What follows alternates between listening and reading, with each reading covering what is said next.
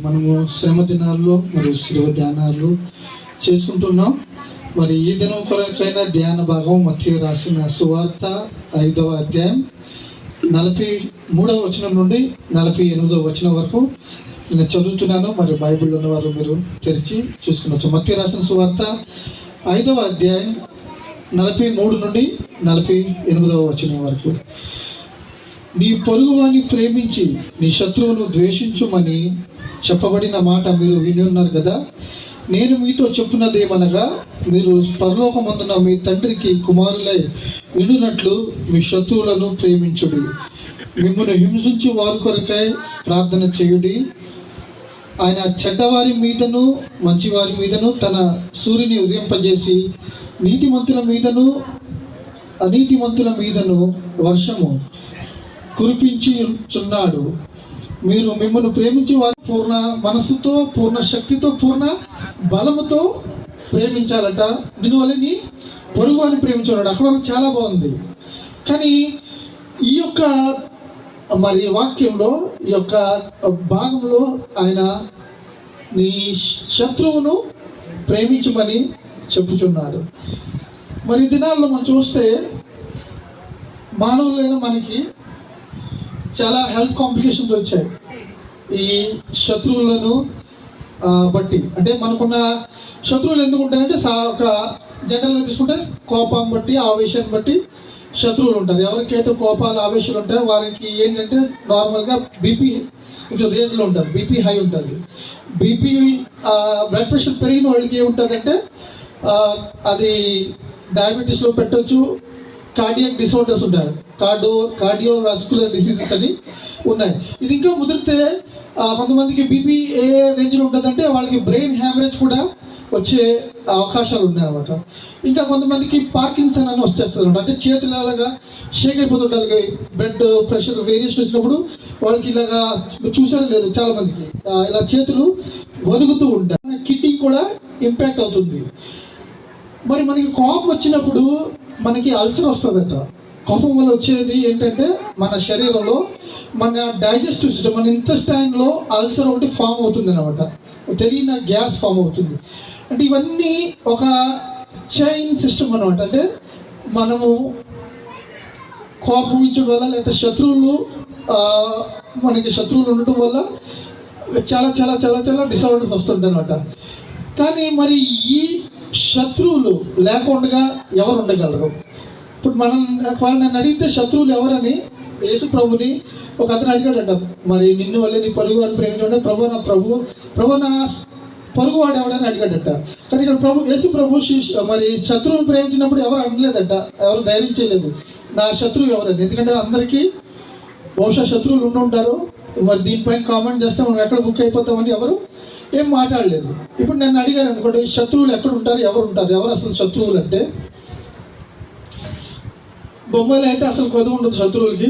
ఎందుకంటే మనం అడిగి తీసి బయట పెడితే ఏదో చిన్న చిట్టు గొడవ. బస్సు ఎక్కామంటే ఎవరితో ఏదో చిన్న చిట్కా గొడవ కాందే ఆ ప్రయాణం ఉండదన్నమాట. దక్కా బుక్కీలు. ట్రైన్లో అయితే రోజు కొట్టుకోవటం, తిట్టుకోవటం ఇవన్నీ చాలా సహజం అనమాట. మనం ఉండే చిన్న చిన్న జోపడాలు వాళ్ళు ఏం చేస్తారంటే ఉడిచి మన గుమ్మంలో పెడతారు, వీళ్ళు ఉడిచి మన గుమ్మంలో పెడతారు, లేకపోతే మనం నీళ్ళు వేస్తే ఆ గుమ్మాలో పెడతారు. ఇవన్నిటి వల్ల సహజంగానే మనకి శత్రువు ఎవరంటే మన ఇరుగు పొరుగు వారే. ఈ అన్నిటి మించి మన గృహస్థులే మనకి శత్రువు. ఎవరింటి వారికి వారే విరోధులు అంట. ఒక కోడలు అడిగితే ఆవిడ అత్తగారి గురించి చాలా చాటబారని చెప్తుందేమో. అదే అత్తగారిని అడిగితే ఆవిడ కూడా పాపం కోడల గురించి కొన్ని చెప్తుంది.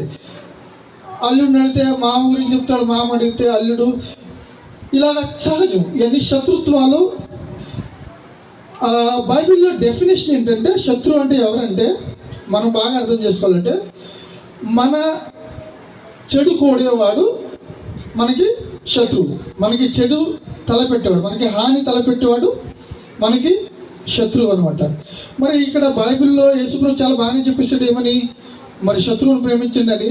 మరి పాత నిబంధన గ్రంథంలో మనం చూసినట్లయితే, పాత నిబంధన గ్రంథంలో మరి 1 సమూయేలు 15 అధ్యాయం చదవద్దు.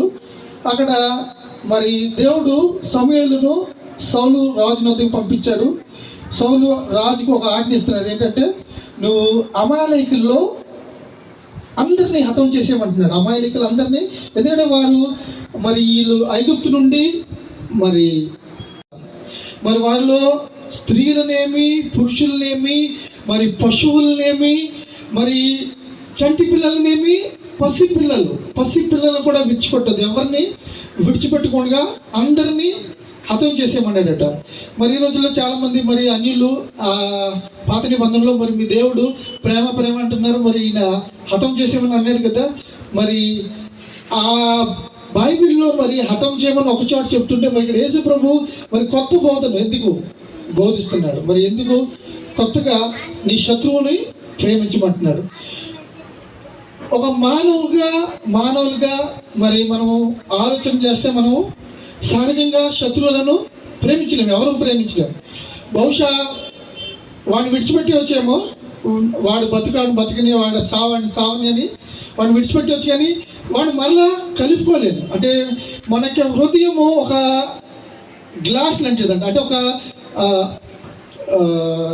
గ్లాస్ అంటే అద్దం లాంటిది అన్నాడు. ఒకసారి పగిలితే మళ్ళా అతకలేమన్నమాట, ఆ మచ్చ ఎప్పుడు ఉండిపోద్ది. కానీ అటువంటిది మరి బైబిల్లో యేసు ప్రభు నిన్ను వలె మరి నీ పొరుగు అని ప్రేమించమన్నాడు, నీ శత్రువుని ప్రేమించమన్నాడు. మరి మిమ్మలను హింసించే వారి కొరకు ప్రార్థన చేయాలట, మనల్ని హింసించే వారి కొరకు ప్రార్థన చేయాలట. మరి ఈ వాక్యాన్ని మనం ప్రాక్టికల్గా ఎవరు చేయలేము. మరి మీకు తెలుసో తెలియదో, మరి ఈ యొక్క మనం ఉండే యుగంలో చాలా కార్పొరేట్ చేశారన్నమాట. అంటే ఇప్పుడు పర్సనాలిటీ డెవలప్మెంట్ ఉంది, టైం మేనేజ్మెంట్ ఉంది, యాంగర్ మేనేజ్మెంట్ ఉంది. అంటే కోపాన్ని ఎలాగా తగ్గించుకోవాలి. ఒకవేళ ఎవరైనా అడిగితే మీరు కోపం వచ్చినప్పుడు 10 లెక్క పెట్టుకోవాలంట, 10 లెక్క పెట్టుకుంటే కోపం తగ్గుతుందట. ఇంకా ముందుకు వెళ్తే మరి చాలామంది ఈ యోగా చేస్తారు కోపాన్ని, లేక కొంతమంది జాపం చేస్తారు అనమాట. ఈ యొక్క మాల ఉంటుంది, వాళ్ళకి తెలిసిన దైవాన్ని తలుచుకుంటుంటారు అనమాట. ఇవన్నీ ఏంటంటే కోపాన్ని కంట్రోల్ చేసుకుంటాం, అంటే మేనేజ్ చేయడానికి.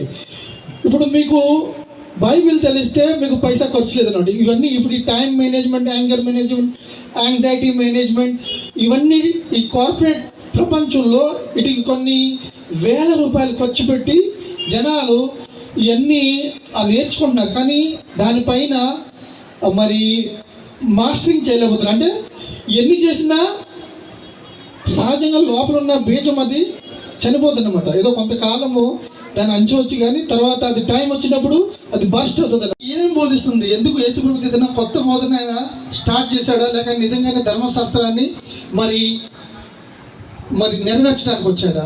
మరి శత్రువుని ఎందుకు ప్రేమించమన్నాడు? మరి ఒకప్పుడు శత్రువుని చంపేయమన్నాడు. వాళ్ళు చంటి పిల్లలు, పసిపిల్లలను కూడా విడిచిపెట్టకుండా చంపేయమన్న దేవుడే మరలా ఆయన ఈ లోకంలోకి వచ్చి ప్రేమ మూర్తిగా అందరినీ ప్రేమించండి, ఒకరినొకరు ప్రేమించుకోండి, మీ శత్రువును కూడా ప్రేమించండి అని ఇక్కడ చెప్పుచున్నాడు. మరి ఈ శిలువ ధ్యానాల్లో మీరు ఈ దినాన్ని వాక్యాన్ని మీరు అర్థం చేసుకున్నట్లయితే ప్రభు మీ జీవితాల్లో గొప్ప కార్యం చేస్తాడు, మీరు గొప్ప పరివర్తన వస్తుంది. మరి అసలు శత్రువు గురించి మీకు చెప్పాను. శత్రువు ఎవరంటే మన చెడును కోరేవాడు, మనకి చెడు చేయాలని చూసేవాడు, ప్రతి క్షణము మనలను మరి పాడు చేయాలని ఒక ఉద్దేశం కలిగిన వాడు మన శత్రువు అనమాట. అటువంటి వ్యక్తిని మనము ఏ విధంగా ప్రేమించగలం? నిజంగా ప్రేమించగలమా? మరి వాడి ఉద్దేశాలు మన వేడలా మరి సరిగా లేనప్పుడు మనం వాడి పట్ల ఎట్లా సరైన ఉద్దేశాలు కలిగి ఉంటాం? మరి ఈ లోకంలో మరి శత్రువును చూస్తే అది కేవలము ఒక గృహానికి, లేకపోతే మనమున్న సమాజంలో మనమున్న మరి ఈ కొన్ని చోట్ల చర్చిల్లో కూడా శత్రువులు ఉంటారన్నమాట. కొంతమంది ఒక వర్గం, వేరే వారు ఒకే వర్గం. మరి అందరూ వెళ్ళేది ఒకే చర్చికి, ఒకే దేవుని ఆరాధిస్తున్నారు, ఒకే సమయంలో ఆరాధిస్తున్నారు, కానీ వారికి సఖ్యత ఉండదు. వీళ్ళందరూ ఒకరికొకరు శత్రువులు. ఈ శత్రుత్వం ఎలా ఉంటుందంటే ఒకళ్ళ ప్రాణానికి ప్రాణము, అంటే ప్రాణం తీసే అంత వాడైనా బతకాలి, నేనైనా చావాలి అనే ఒక గొప్ప నిశ్చయతతో ఈరోజు చాలామంది ఉంటున్నారు. మన చర్చ్ కేసు స్టార్ట్ అయింది 2017లో. నేను, అమ్మ, ఇంకా డాడీ చర్చ్ మేము ట్యాక్సీ పట్టుకుని ఇక్కడ బోయవాడ కోర్టుకి వెళ్తాం అనమాట. అయితే డ్రైవర్ యూపీ ఆయన మమ్మల్ని ట్యాక్సీ ఎక్కామేమో. అయితే వాడు అడిగాడు మమ్మల్ని ఎక్కడికంటే ఇలా బోయవాడ కోర్టు అని. అయితే వాడికి అర్థమైంది ఇలాగా ఈ కోర్టుకి వెళ్ళే వాళ్ళంటే ఏ గొడవలకి వెళ్తున్నారని. అయితే వాడికి లోపల ఏం బాగుందో తెలియదు, వాడి ఓపెన్ అయిపోయాడు, బస్ట్ అయిపోయాడు అనమాట. ఏమనంటే నేను ఠాకూర్ని ఊర్లో, వాడిని మేమే అడగలేదు, వాడు చెప్తున్నాడు మేము ఊర్లో ఠాకూర్, నేను ఊరు వెళ్ళలేను అని అంటున్నాడు, నాతో మాట్లాడుతున్నాడు. యా అన్నాను నేను. లేదు మైనే మీరా మాకు వచ్చింది దియా హే. వాళ్ళకి సరిహద్దులు ఏదో గొడవ వచ్చిందంట. అయితే వీడు వాళ్ళ సరిహద్దులు అంటే వాళ్ళ నైబర్ని, వాళ్ళ పొడోసిని, వాళ్ళ పొరుగు వాడిని వేస్తాడు. అక్కడ వేసి వాడు పరారైపోయి ఇక్కడ ట్యాక్సీ నడుపుకుంటున్నాడు. ఒక రోజు కాదు, కొన్ని సంవత్సరాల నుంచి ఇక్కడ ఉంటున్నాడు అనమాట. వాడికి మళ్ళీ తిరిగి వెళ్ళే అవకాశం లేదు. ఎందుకంటే వాడుకున్న కోపాన్ని, వాడుకున్న శత్రుత్వాన్ని ఎంతవరకు పెంచుకున్నాడంటే ఒక ప్రాణాన్ని తీసేసి వాడు తిరుగుతున్నాడు. అయితే వాడికి ఒక సంతోషం ఉందంట లోపల. వాడు చెప్తున్నాడు నాకు నేను మా అమ్మకి ఇచ్చిన మాట నేను నెరవేర్చాను, నాకు అంతకంటే తృప్తి ఏమి. వాళ్ళ అమ్మ నాన్న కూడా చనిపోయాడు పాపం. ఈ కేసులు నడుపుతున్నాయి, వాళ్ళ వృద్ధులేమి వెళ్ళిపోయారు. వీడికి కూడా చాలా వయసు అయిపోయింది అతనికి కూడా నడిపాయనికి. కాకపోతే ఏంటంటే అతనికి ఒక సాటిస్ఫాక్షన్ ఉందన్నమాట. ఇలాగా ఈ దినాల్లో శత్రుత్వం అనేది ఎక్కడికి తీసుకెళ్తుందంటే ఒక ప్రాణాన్ని తీసేసే వరకు తీసుకెళ్ళిపోతుంది అనమాట.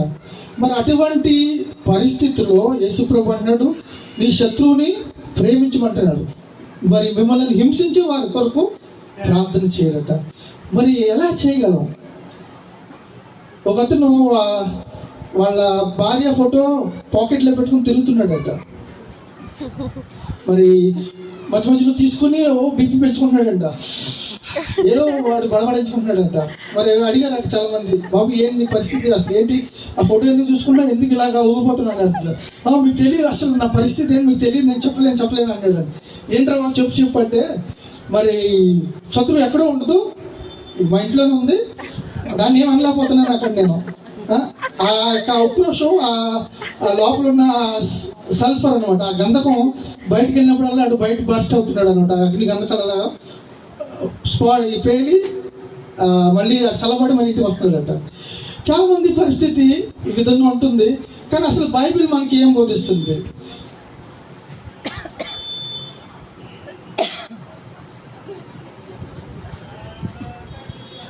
మరి రోమా రాసిన పత్రిక 12వ అధ్యాయం 17 నుండి 21 వచ్చిన వరకు చదువుతున్నాను. రోమా పత్రిక 12వ అధ్యాయం 17 నుండి 21 వచ్చిన. కీడుకు ప్రతి కీడు ఎవరికి చేయవద్దు, మనుషులందరి దృష్టికి యోగ్యమైన వాటి గూర్చి ఆలోచన కలిగి ఉండుడి. శక్యమైతే మీ చేతనైనంత మట్టుకు సమస్త మనుషులతో సమాధానంగా ఉండుడి. ప్రియులారా, మీకు మీరే పగ తీర్చుకొనక దేవుని ఉగ్రతకు చోటియుడి. పగ తీర్చుట నా పని, నేనే ప్రతిఫలం నిత్తును అని ప్రభువు చెప్పుచున్నాడు అని రాయబడి ఉన్నది. కాబట్టి నీ శత్రువులు ఆకలిగొని ఉంటే అతనికి భోజనము పెట్టుము, దప్పిగిని ఉంటే దాహము నిమ్ము. అలాగూ చేయటం వలన అతని తల మీద నిప్పులు కుప్పగా పోయిదువు. కీడు వలన జయింపగా మేలు చేత కీడును జయించు. దేవుని వాక్యం మనకి ఏం చెప్తుందంటే, మనము ఎవరికి తీర్పు తీర్చకూడదట. ఎవరికి తీర్పు తీర్చుకో నిలబడవలసిన వారం అంటున్నాం. ఒక వ్యక్తి మనకి ద్రోహం చేశాడు, అన్యాయం చేశాడు, మరి మనకి మన యొక్క మనస్సును గాయపరిచాడు. అయితే వాడి మనల్ని గాయపరచడని మనం కూడా వాడిని గాయపరిస్తే వాడికి మనకి తేడా లేదు, భేదం లేదు. వాడితో మనం కూడా సహభాగులు, మనం కూడా వాడి పాపంలో పాలి భాగస్థులు. దేవుని ఉద్దేశం ఏంటంటే, దేవుడు న్యాయకర్తే ఉన్నాడు. మనము న్యాయం ఎక్కడ కోరాలంటే, న్యాయాన్ని మనం మన చేతిలోకి తీసుకోకూడదు. మీకు ఇది బాగా అర్థం అవ్వాలంటే, మా ఫ్యామిలీలో ఎవరో ఒక వ్యక్తి మర్డర్ చేస్తాడు వచ్చి బయటోడు. అయితే నేను వెంటనే వెళ్ళి నేను కత్తి తీసుకుని వాడిని పొడిచేసాను అనుకో, అక్కడ న్యాయం జరిగిపోతుందా మీకు తెలిసి? చనిపోయిన వాడు ఎలా చనిపోయాడు? వాడు చచ్చిపోయాడు. జైలుకి ఎవరు వెళ్ళాలి? నేను వెళ్ళాలి. ఎందుకంటే చట్టాన్ని మన చేతిలో మనం తీసుకునే అధికారము మనకి లేదు. దేవుని రాజ్యంలో కూడా మనము దేవుని చిత్తానికి అప్పచెప్పాలట. మరి పాత నిబంధనలో కూడా మరి మనము దావీదు, చిన్నవాడైన దావీదు గొల్యాతును చంపాడని మనము చాలా స్టోరీలు వింటాం. కానీ దేవుని వాక్యం ఏం చెప్తుందంటే, దేవుడు ఒకరిని, నీ శత్రువును కూడా నీ చేతికి అప్పగించినంతసేపు వాడిపైన నువ్వు జయాన్ని పొందలేవు, అధికారాన్ని పొందలేవు, వాడిని నువ్వు నియంత్రించలేవు. ఇది దేవుని క్రియ. న్యాయము తీర్పు తీర్చుట ఆయన పని, న్యాయం జరిగించుట ఆయన పని. ఈ దినాన్ని ఎవరైనా మనల్ని హర్ట్ చేస్తే, మనల్ని ఎవరైనా బాధిస్తే, వేధిస్తే, ఎవరైనా మనల్ని హింసిస్తే, ఎవరైనా మనకి కఠినంగా ఉన్నట్లయితే మనము రిటాలియేట్ చేయకూడదు. అంటే మనము తిరుగుబాడి మనము వాడు మరి కంటికి కన్ను పంటికి పన్ను కాదు, వారిని దేవుని చేతికి అప్పగించాలి. నువ్వు ఒకవేళ క్షమించగలిగితే మరీ మంచిది. ప్రభువా, నేను ఆ వ్యక్తిని నా పూర్ణ మనసుతో, హృదయంతో నేను క్షమించేస్తే దేవుని ఎదుట నువ్వు సాక్ష్యాన్ని పొందుతావు. లేక దేవుని చేతికి అప్పగించాలి. కానీ వాడి చేసిన దానికి నువ్వు ప్రతిఫలం ఇవ్వడానికి నీకు అధికారము లేదు. దేవుని స్తోత్రం. మీకు బాగా అర్థం అవ్వాలంటే, యేసు ప్రభు దగ్గరికి ఒక పాపాత్మురాలైన స్త్రీని తీసుకొచ్చారట. ఆమె పాపంలో పట్టుబడ్డది. అందరూ తీసుకొచ్చి అందరి చేతిలో రాళ్ళు ఉన్నాయట. అంటే మోషే ధర్మశాస్త్రం ప్రకారము ఆమెను రాళ్ళతో కొట్టి చంపేయాలి. యేసు ప్రభుని శోధించడానికి అడిగారట, మరి ప్రభు, ఈమె పాపంలో పట్టుబడింది, మరి ఈమెను మరి ధర్మశాస్త్ర ప్రకారం ఈమెను రాళ్ళతో కొట్టి చంపేయాలి, మరి నువ్వేమంటావు, చంపేయమంటావా అన్నాడట. యేసు ప్రభు ఏం మాట్లాడలేదట, చూసాడట ఆమెను. ఆమె అయితే ఆయన అన్నాడట, మీలో మరి పాపం లేనివాడు ఎవరైతే చంపవచ్చు. కానీ మొదటి రాయి ఎవరు వేయాలి? దాని క్రైటీరియా ఏంటంటే, క్వాలిఫికేషన్ ఏంటంటే, ఎవరైతే పాపము చేయలేదో వాడు మొదటి రాయి వేయాలని ఆయన వంగి నేల మీద ఏదో రాశాడట. ఒక్కొక్కరు అక్కడ రాళ్ళు పడేసి అందరూ వెళ్ళిపోయారట. చివరికి ఆ పాపంలో పట్టబడిన స్త్రీ మాత్రమే మిగిలింది. మరి ఆమెను యేసు ప్రభు అడుగుతున్న, అమ్మ, మరి నిన్ను ఎవరు శిక్షించలేదా? అయితే నేను కూడా నిన్ను శిక్షించను, మరి సమాధానం కాదు, ఇక మీదట ఈ పాపము మరలా చేయకని ఆమె చెప్పి ఓదార్చి పంపించాడు. దేవుని స్తోత్రం. హల్లెలూయా. మరి మనము ఒకవేళ మనము న్యాయాన్ని కోరినట్లయితే, మనకి న్యాయం కావాలన్నప్పుడు మనం ఇతరులు పట్టి అన్యాయం చేశామా? మరి మనం నిజంగానే వారికి శిక్ష విధించే మరి అంత ధర్మాత్మము, మరి న్యాయకర్తలముగా ఉంటున్నామా? మనం నిజంగానే మరి అన్ని మరి ఆజ్ఞలను పాటిస్తున్నామా? మరి మనలో కూడా మన బలహీనతలు ఉన్నాయి. మరి యేసు ప్రభు మరి నీ శత్రువును ప్రేమించమనే దానిలో ఆయన చెప్పిన ఉద్దేశం ఏంటంటే, మనము ఒకరికి తీర్పు తీర్చుటకు మనము యోగ్యులం కాము. ఒకరిని మనము తీర్పు తీర్చలేము. ఎందుకంటే తీర్పు తీర్చేవాడు మన ప్రభువు.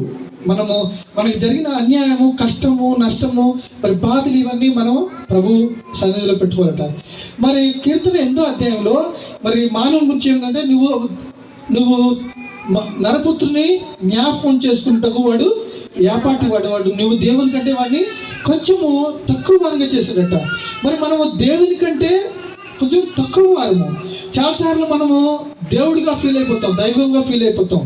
చాలాసార్లు మనం ఏంటంటే న్యాయాన్ని మనం చేతులు తీసుకుంటాం. అంటే మనం దేవుడు ఎవరంటే ఆయన పవిత్రుడు, పరిశుద్ధుడు, మరి మహోన్నతుడు, సర్వోన్నతుడు. మనము పవిత్రులు కాదు, పవిత్రతలో ఆయన రక్తంలో కడిగబడ్డా మనం ఇంకా దినదినము మనం పవిత్రపరచుకుంటున్నాం. మనం దేవుని కంటే కొంచెం తక్కువ వానిగా ఉన్నాం. మనం ఆ విషయాన్ని మనం గుర్తుపెట్టుకోవాలి. మనం ఎవరి పట్ల తీర్పు తీర్చొద్దు, ఎవరి పట్ల న్యాయము జరిగించొద్దు. న్యాయం జరిగించేవాడు మన దేవుడు, తీర్పు తీర్చేవాడు మన దేవుడు. మరి ఈ దినాల్లో మనం చూస్తే ప్రతి దేశానికి శత్రువులు. ఇప్పుడు మరి మనం వెళ్ళి మన క్యాబినెట్స్కి చెప్పి, ఇలా మా బైబిల్లో శత్రువులను ప్రేమించమంది, మన పాకిస్తాన్ ప్రేమిద్దాం, మరి చైనాను ప్రేమిద్దాం, బంగ్లాదేశ్ని ప్రేమిద్దాం, నేపాల్, భూటాన్, బర్మా, ఇవన్నీ శ్రీలంక, వీటిని ప్రేమిద్దామంటే వాళ్ళకి అర్థం కాదు. ఎందుకంటే ప్రతి దేశానికి ఒక సార్వభౌమత్వం ఉందన్నమాట. అంటే వారు ఏంటంటే, ఈ దేశం నాది, ఈ దేశాన్ని ఏంటంటే కానీ ప్రభు మనకి నేర్పించింది ఏంటంటే మనము ఎవరికి తీర్పు తీర్చొద్దు. ఎవరికి ఎంత చిన్నవారైనా పెద్దవారైనా మనకున్న ప్రతి సమస్య ప్రతి ఒక్కరిని దేవుని చేతులు పెడదాం, ఆయన చిత్తంలో పెడదాం. మరి ఒక స్టోరీ విన్నా నేను. ఒక యవన ప్రసంగికుడు ఉన్నాడట, అంటే యవన బోధకుడు. ఆయన్ని కొత్తగా ఒక నిర్మితం చేశారట ఒక చర్చిలో.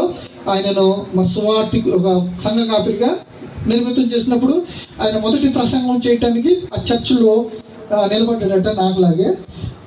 అయితే ఆయన ఆవేశంలో ఆయన ఫస్ట్ చెప్పిన మాట ఏంటంటే, సేవ అంటే చాలా సులువు కాదు, సేవ అంటే చాలా కష్టం అన్నాడంట. తర్వాత అన్నాడట, మీకు తెలుసా, నాకు కుడి ప్రక్కన సమస్యలు ఉన్నాయి, నాకు ఎడమ ప్రక్కన సమస్యలు ఉన్నాయి, నాకు ముందు సమస్యలు ఉన్నాయి, నాకు వెనక సమస్యలు ఉన్నాయి. మరి సేవ అంటే చిన్న విషయం కాదు. మరి అనేకులకు నా బోధ మరి బాధ కలిగించవచ్చు. మరి శత్రువులు మీలో నుండే రావచ్చు. మరి బహుశా మిమ్మల్ని నేను నొప్పిస్తున్నట్లయితే నా గురించి కొంతమంది బ్యాచ్ వెయిటింగ్ కూడా చేయవచ్చు అక్కడ మరి అని ఆయన పాపం ఉద్రేకంతో చెప్తున్నాడట. ఒక పెద్ద ఆయన కూర్చున్నాడట. ఆయన దేవుని స్తోత్రం హల్లెలూయా అన్నాడట. ఈ పాస్టర్ గారికి అర్థం అవ్వలేదంట, ఇదేంటి నేను ఇంత ఇంటెన్స్లో చెప్తున్నాను, నేను ఇంత ఉద్రేకంతో. మరి ఒక సంఘ కాపరి మరి ఎంత కష్టంగా, ఎంత మరి ఆవేదనతో సేవ చేస్తాడు. ఆయనకి మరి శత్రువులు ఎక్కువైపోతారు. మరి దేవుని కొరకు ఇంత మరి నిలబడాలి ఖచ్చితంగా. నాకు ముందు కష్టం ఉంది, వెనక ఉంది, ఇటుపక్క ఉంది అంటే ఆయన అన్నాడట, అయ్యగారు మీకు అన్ని చుట్టుపక్కల అన్ని కష్టాలు ఉన్నా మీకు మీ పైన ఎవరు లేరు కదా, దేవుడే ఉన్నాడు, మీరు దేవుడిని చెప్పుకోవచ్చు కదా, అందుకనే దేవుని స్తోత్రం హల్లెలూయా అన్నాడట. హల్లెలూయా. ఇప్పుడు మనకు కూడా మన ఇంటి చుట్టూరు ఉంటారు మనకి శత్రువులు. మనల్ని చాలాసార్లు రికీ చేస్తూనే ఉంటాయంటే, మనల్ని గుమ్ము కూడా వేస్తూనే ఉంటాయి అసలు కదలకొండగా. ఈ చెస్ ఆడి వాళ్ళు ఏదో చెక్మేట్ పెడతారు కదా, ఇంకెక్కడ కదలకొండగా. ఆ టైప్లో శత్రువులు మనలను మరి నీ కుడి ప్రక్కన 1000 మంది పడినను 10,000 మంది కూలినను ఈ అపాయము నీకు రాదట. మరి మన కాపరి యెహోవా, మన తండ్రి మనకి కాపరిగా ఉన్నాడు.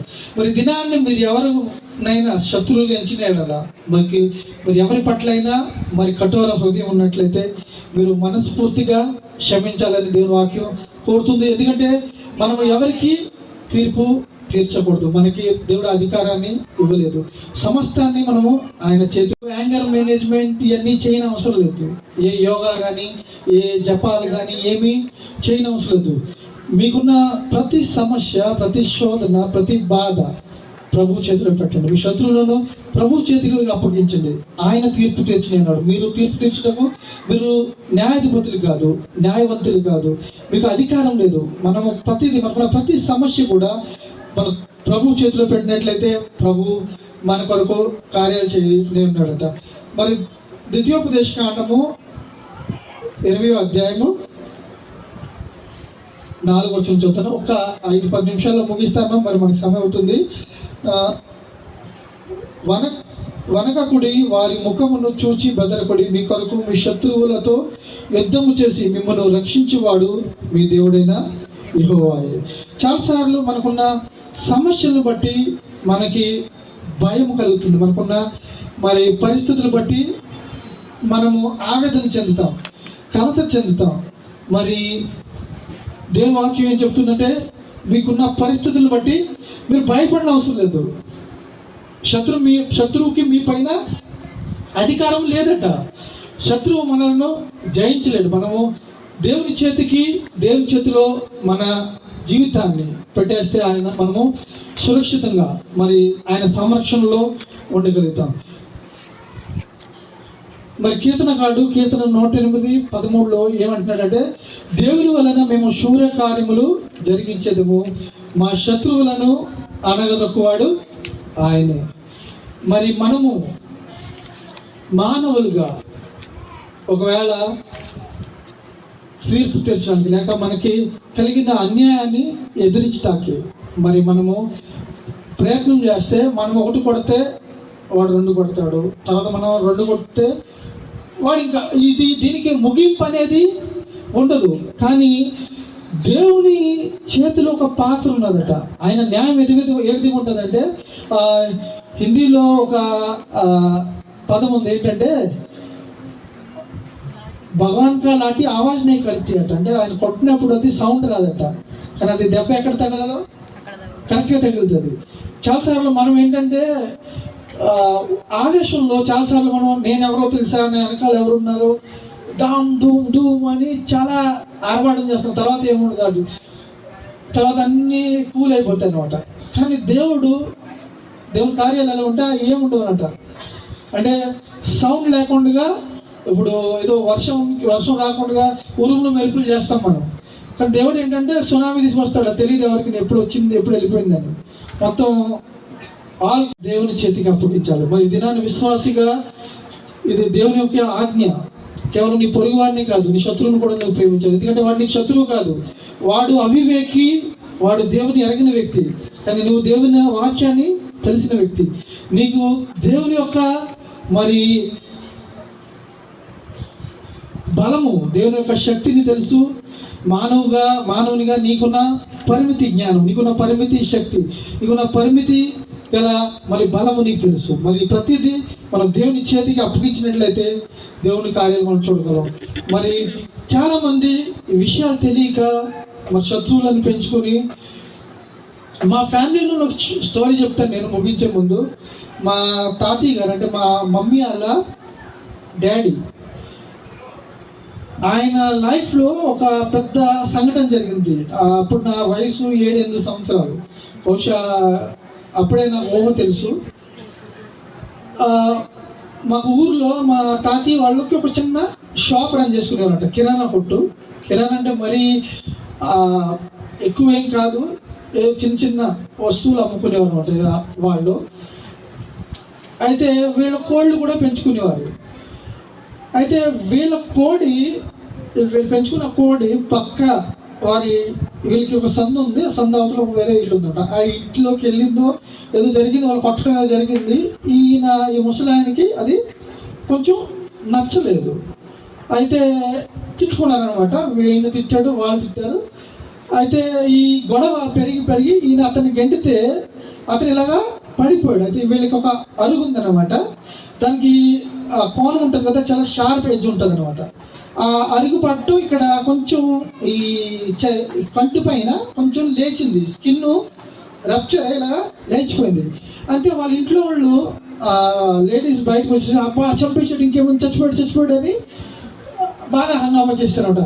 అప్పుడే ఆ రోజుల్లో ట్రాక్టర్లో వెళ్ళేవారు అనమాట పనులకి గుంపు. వాళ్ళందరూ ఈ గుణపాలు, ఈ పార్లో ఇవన్నీ తీసుకుని దిగుతున్నారు అనమాట. మేబీ వాళ్ళ ఫ్యామిలీ వాళ్ళు కూడా ఉండొచ్చు. వీళ్ళు దిగుతున్నారు. ఇప్పుడే ఈ గొడవ జరుగుతుంది. ఈ ఆడవాళ్ళు గొడవ పెడుతున్నారు కదా, చంపేస్తాడు, ఇంకేమో చచ్చిపోయాడు అని. వాడు పడిపోయాడే బహుశా. ఇది అన్నప్పుడు ఇంక ఇది గొడవ ఎలా ఇంటెన్స్ అయిపోయిందంటే, అది ఒక 2 కుటుంబాల గొడవ, లేదా 2 వ్యక్తుల మధ్య గొడవ, అదొక ఆ ఊరి గొడవ కింద మారిపోయింది అనమాట. ఇంకా వీళ్ళు చూడాలి చచ్చిపోయాడు అనుకున్నారేమో, వీళ్ళు ఒకటి తీసి గుణపం వేస్తాడట ఈ కాల్లో మొత్తం ఆర్పాలు అయిపోయింది ఒకటి. ఇంకొకడేమో కత్తి తీసి ఆ కత్తితో కొడవలు ఇక్కడ కొట్టాడు ఈ మన సట్ట పైన.